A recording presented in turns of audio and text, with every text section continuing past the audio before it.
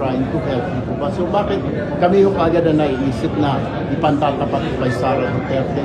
Wala akong plano po kami na tumakbo for higher office. He told you that, sir, ni Sen. Rafi, na bothered at worried siya. Nag-usap po kami kagabi, so yun yung sinasabi ho niya na bakit daw napasa, may pangalan na naman niya. So we were kind of confused and nakakagulat na makita yung ganyan na bakit at saka lagi nilang na ipinatatapat. Matagal na yan di ba? Matagal na.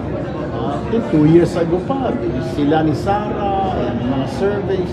Maganda nga basahin, pero hindi yun nalalaman ng mga tao na walang mo Madami na tayong problema, wag muna yung mga survey. Let's just do our job. Nag-worry po ba si sir na maging object of bashing siya after this? Ang problema ho kasi, syempre, may mga followers po, supporters po si VP Sara, nagalit po, di ba? May mga supporters din po, hindi naman po yung ibang grupo. Bakit ito lang ba? Ito lang ba pwedeng pantapat? Yung mga tulpo lang ba? Marami din naman po ng mga pwedeng tumakbo ho dyan, mga nagpahayag na, mga miyembro ng gabinete. Sa opposition po, sa liberal, meron na rin po mga nagpahayag po na gusto po nilang tumakbo. So, doon ho kaya muna, sila muna ilaban yung mga pangalan nila, sila ho kaya muna i-survey. Sino pwedeng option, sir? Di po ba si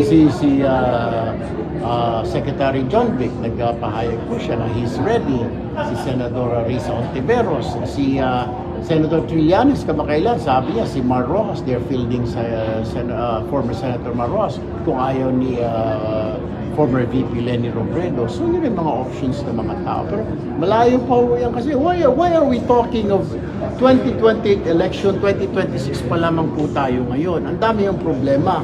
Ang dami yung problema we're facing right now. I mean, produkto ng petrolyo, napakamahal, food, low wages, healthcare, etc. O problemahin natin yung sino magiging susunod natin Pangulo 28, 2 years pa ho yan. Tapos meron pa tayong problema ngayon, impeachment dito sa Senate. Pagdating ho niyan dito, kung pumasa ho, lumusot ho doon. Siyempre, maapektuhan na naman yung schedule ho natin dyan. Napag-usapan initially na MWF daw yung impeachment trial, TTH lang yung mga session, mga committee hearings. Lalaking kabawasan ho nun, di ho ba? Parang malaki yung mababawas. Yung mga problema, hindi kaagad natin masusolusyonan because nakafocus tayo sa mga impeachment kaya. Sir, may mga nagsasabi na kaya ini-impeach lang si VP Sara kasi gustong tanggalin as option for presidential candidates. Ngayon na pinagbabangga sila ni Sen. Rafi, what can we expect from you kung maging senator judge po kayo? Will you be fair? Yes, we will. Kung ano yung ilalatag po na mga mga katibayan, ay doon tayo magbe-base. Pero kung mga hearsays po yan, o sinasabi ng AMLA, ito yung mga bank accounts nila, ito yung mga ganito-gano.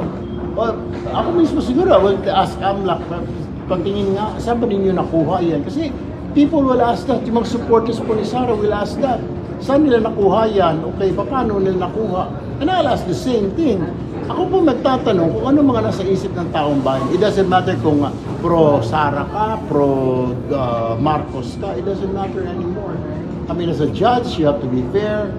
You make your decisions based on the documents or pieces of evidence that you have. So we will have yung prosecutors, I'm sure they will present all these pieces of evidence. Then papasagutin po natin yung defense. O sabi niya ganito, anong sagot mo rito? Di po ba? They will have a day in court. So sir, walang magpapabago sa isip niyo, both kayo and Sen. Rafi, to seek higher office, to run for the presidency? Sakit po sa ulo yan I mean, pagkatapos po nito, yun na naman, mas maganda ko dito sa Senate, di ba? Parang ayaw din ako kami makita. Parang pinapalayas din na kami. Thank you.